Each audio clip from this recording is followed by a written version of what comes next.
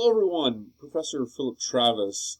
And this week, in terms of new graded assignments, it's going to be a lighter week, a very light week actually.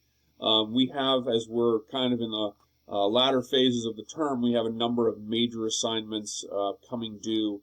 And I've given us that slight extension on the test essay, so if you haven't submitted that yet, or if you wanted to make any revisions to it, you have until Wednesday of this week to get that in. So I gave us a little extension there on that assignment. Remember that essay based on the at least 2 supplemental readings from the period from World War II through the Cold War, Vietnam, based in, of course, the Republic of Rock, the Kramer book. During the term, the remainder of the term, we have, of course, one really major assignment left. And this is another reason why I'm scaling back any kind of other graded activity for at least this week. So I really need you to be working on that Global Citizens paper. So if hopefully you have been doing some work on it, but I want to kind of scale back some of the day-to-day type of quizzes and discussion forums, because now we're starting to come down the sort of if you will, the home stretch towards writing a really excellent Global Citizens research paper. Everyone has written paper proposals on that, and if you haven't already, make sure you do take a look and see what my comments are to help guide you in writing that. And if you have any questions about that, please ask me. Shoot me an email, and of course, I'm always willing, if you need to, I'm always willing to set up a video talk if you want to talk about anything on the paper, if that's more effective. So be working on the Global Citizens paper. That's your last big assignment. Now we have 2 other smaller assignments. One is your reflection essay, and that'll be due during exam week, and that's just a class reflection. That's not, as long as you fulfill the requirements, it's not under length. It's written, legibly with a good grammatical, form and everything. You shouldn't be too worried about that. So there is a reflection essay in addition to the Global Citizens. We also, and I'm going to assign this next week because, again, I want us working on our Global Citizens, and I've given us this extension on the test.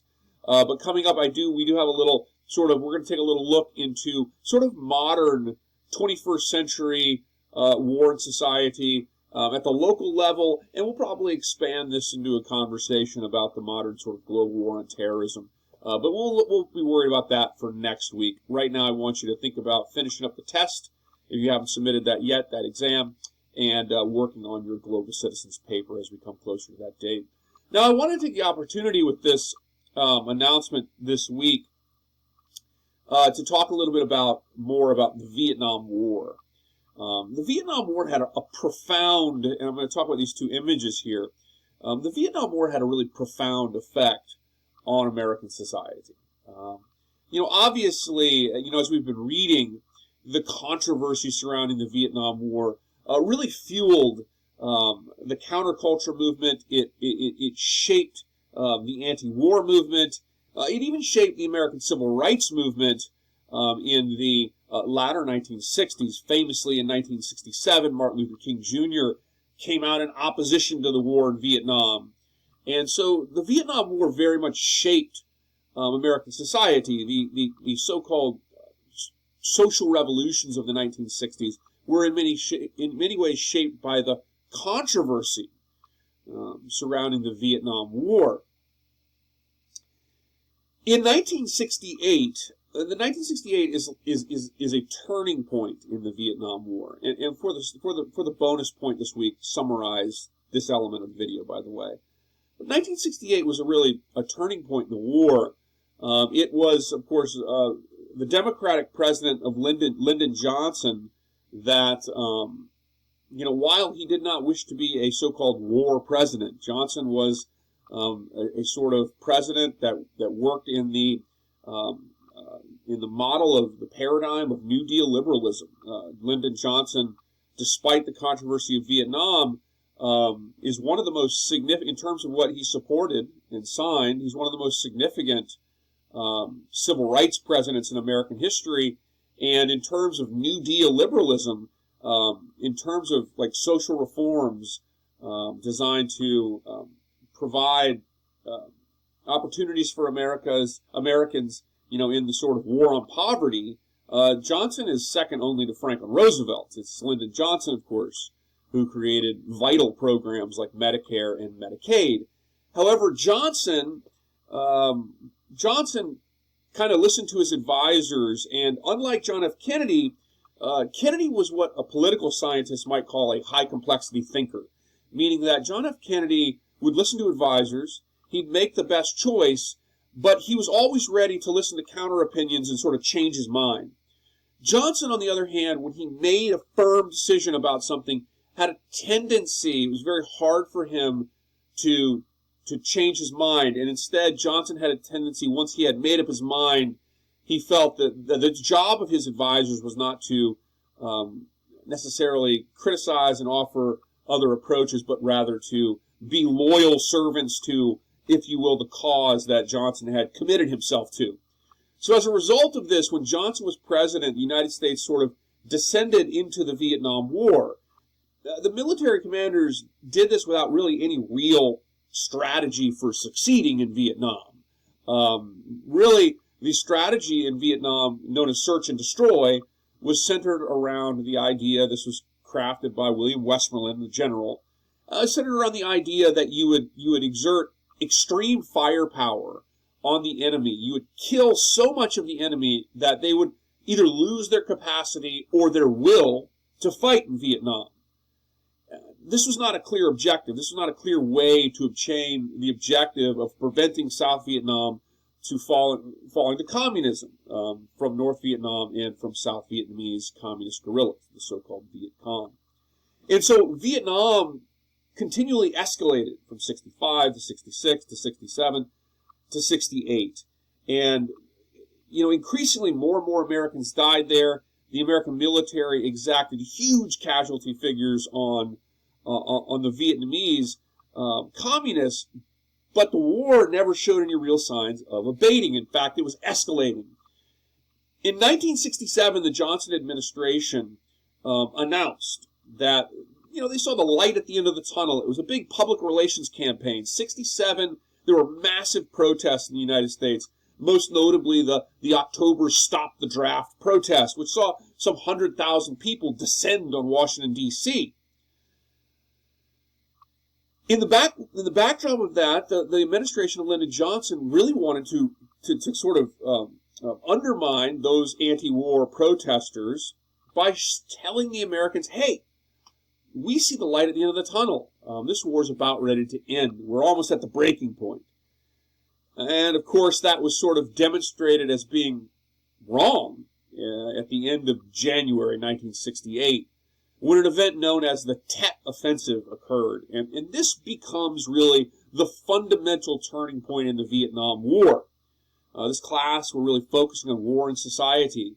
Americans at home saw this countrywide offensive. It was a massive offensive. And from a military standpoint, by the way, the Tet Offensive failed. The American military responded quite effectively.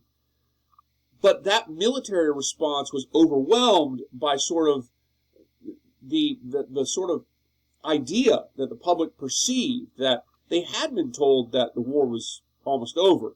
And now you had the most major offensive in South Vietnam since the war had begun, which included long-term battles that were all over the TV, like the Battle for Hue, which was particularly destructive. Viet Cong guerrillas effectively attacked the American embassy and even entered parts of the embassy facility, the American embassy. This was all over the news. There were American ambassadors or embassy personnel with sort of suits and ties on with guns being interviewed after they had fought with guerrillas around the embassy. This resulted in even more protests against the war, and ultimately, at the end of March 1968, Lyndon Johnson would announce that he was not going to run for president. Okay, he was not going to accept the nomination. 1968 was an election year. It would be the Democrat against Richard Nixon, who, of course, you see pictured here. And he did this because really the stress and the controversy over Vietnam The policies were not working, and Johnson, as a result of that, made a really surprise announcement at the end of March 1968 that he wouldn't run again. Ultimately, this sets up the election of Richard Nixon.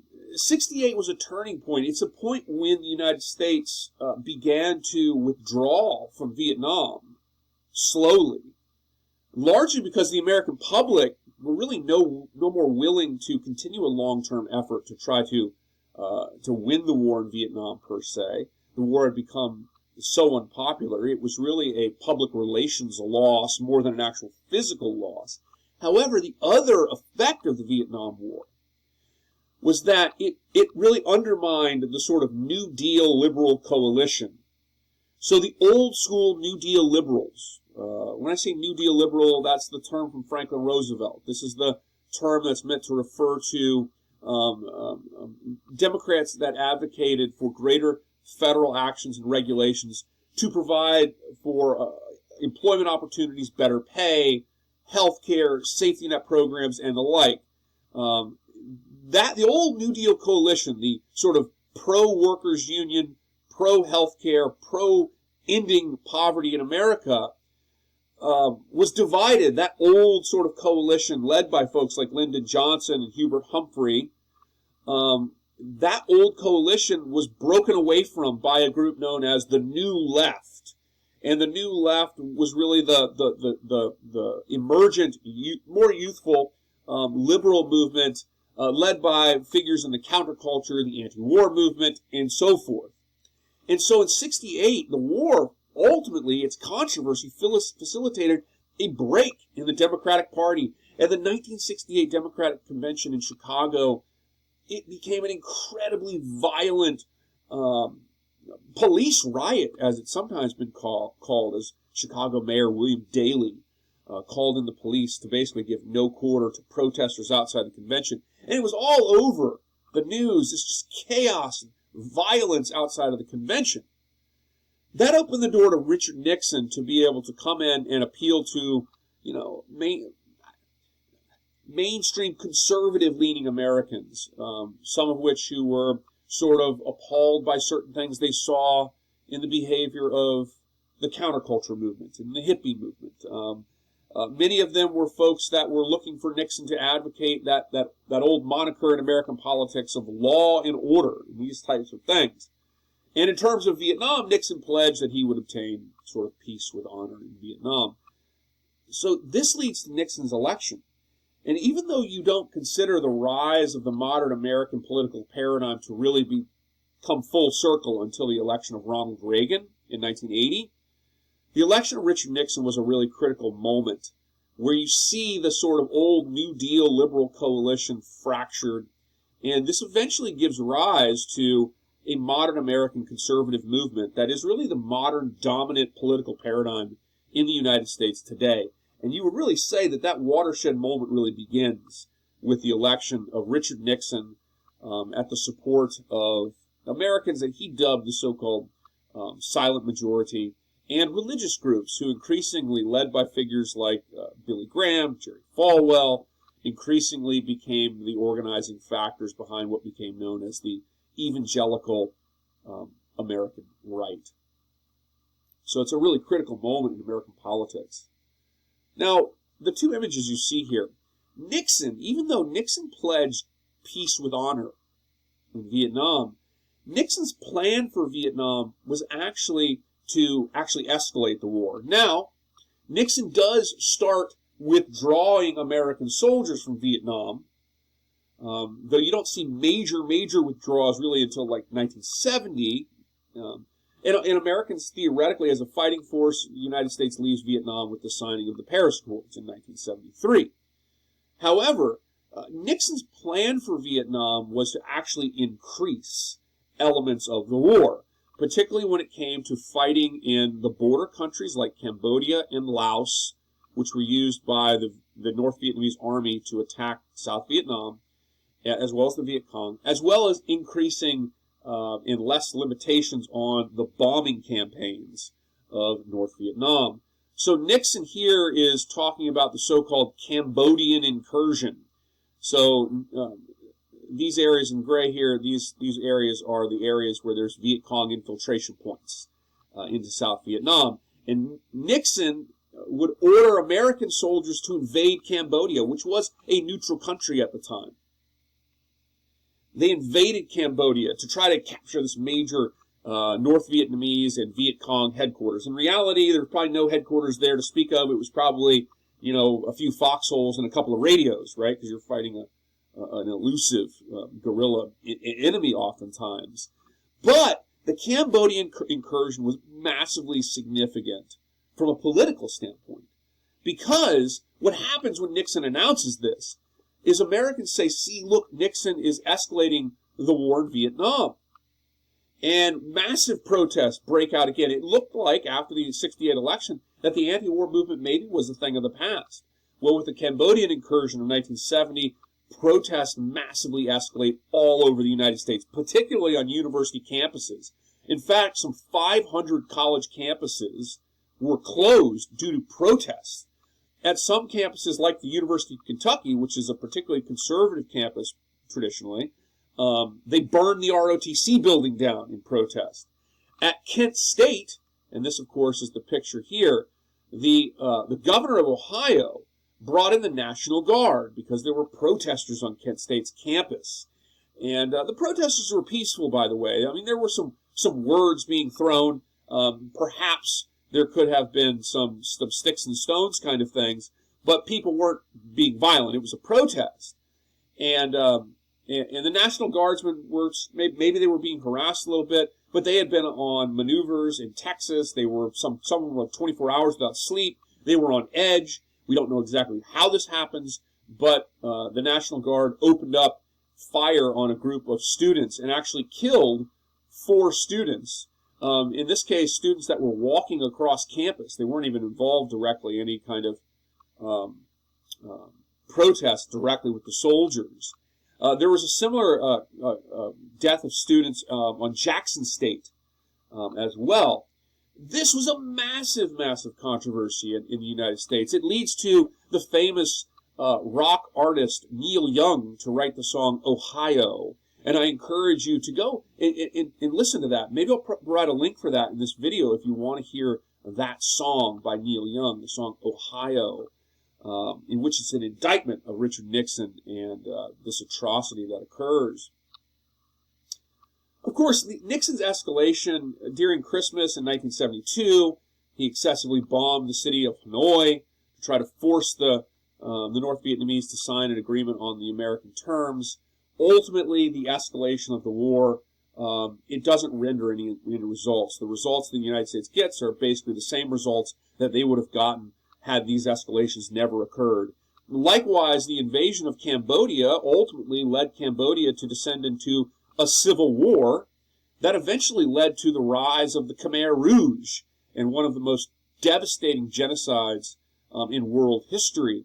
So this escalation after 1968 continued to have profound effects on American society, but also the society in places like Vietnam, in Laos, and Cambodia as well, and to very devastating and tragic effects. Ultimately, Nixon and his Secretary of State, or ultimate Secretary of State, he was initially Security Advisor, Henry Kissinger, they also were involved in a number of actions of deception.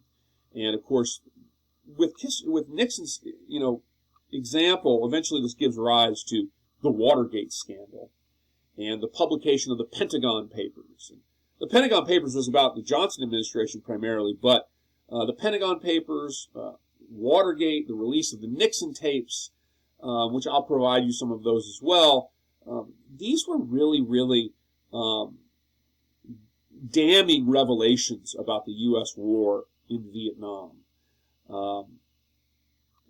These really, a lot of levels, demonstrated that the United States had not been forthcoming, and in some cases had lied to the American people. And Nixon's outright lies over Watergate just was sort of like, even though that related to the campaign of 1972, not Vietnam, but it was like a capstone on all of the sort of misleading and or lying that had occurred during the greater Vietnam era.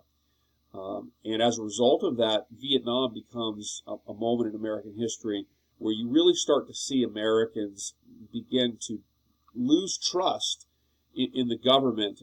Americans become increasingly critical and or apathetic of their presidency, of their presidents, and likewise you begin to see Americans start to become increasingly cynical about the United States and its efforts abroad. So it deeply affects that element of American society as well. So this is a really long one. I do really want us to watch this so that we have some frame of reference as we move forward on this. So I think I'm going to make this a graded assignment for this week. It's easy to watch it. But just summarize the video is all, and I'll provide some links in there as well to some of those items I mentioned, the Nixon tapes, to Neil Young's song Ohio, and so on. Let's have a great week. Nothing else this week. Just make sure you get that exam and work on your Global Citizens assignment. Let me know if you have any questions, and I'll be here. If you need me, email me. If you need to set up a Zoom meeting, just let me know.